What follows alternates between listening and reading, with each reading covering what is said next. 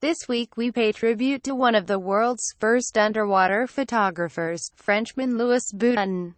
Although records date the first underwater photograph to have been taken in 1856 by William Thompson and a Mr. Kenyon, who used a pole-mounted camera, the world's first supposed official underwater photographer began his work in 1893.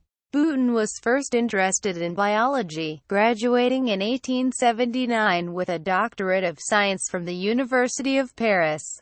In 1893, he became a professor at the university's Marine Biology Lab, or AGO Laboratories at Bagnols-sur-Mer. His work brought a new perspective on the world beneath the waves, and he even got the chance to dive. After encountering untouched underwater landscapes up close, Boutin was inspired to find a way of capturing them and bringing what he saw to the surface.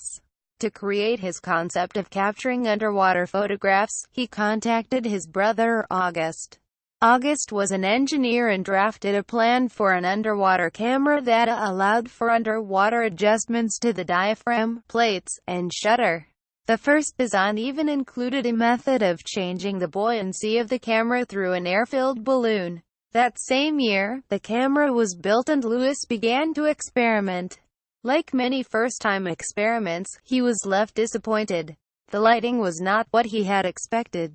Until this point, flash photography required oxygen, typically utilizing burning magnesium or a mixture thereof. Within the same year, electrical engineer M. Chafour helped Boutin create a bulb to house a magnesium ribbon. The bulb was filled with pure oxygen and the magnesium ribbon was lit using an electric current. Unfortunately, the burning magnesium led to a thick smoke of magnesium oxide, which lightly coated the inside of the bulb and dimmed the images. It was also a hazard, as bulbs would explode from overheating. With the failure of the first bulb, Boutin's assistant, Joseph David, helped create a more reliable flash bulb, one that would not explode in his face. This new flash used a rubber bulb that blew magnesium powder in a burning alcohol lamp. While this method was more reliable, it had to be attached to a wooden barrel and was therefore extremely inconvenient and hardly portable, really. Who could catch the dynamic dance of a sailfish with a camera fastened to a beer barrel?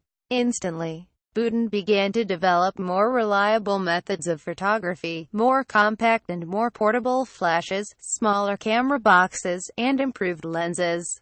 Eventually, they produced a smaller design of the camera box, small enough to be lost in seaweed when dropped and able to be lowered to the seafloor by hand. In addition to easier maneuverability of the camera, Boutin began to use a system of dual, carbon arc, electricity lamps. After further experimentation, Boutin became one of the principal, and perhaps one of the only, underwater photographers of his time. In 1898, he published a book detailing his work with underwater photography titled La photographie sous-marine, Underwater Photography. He included several of his illustrations in the book, plus many photos that he had taken over the years.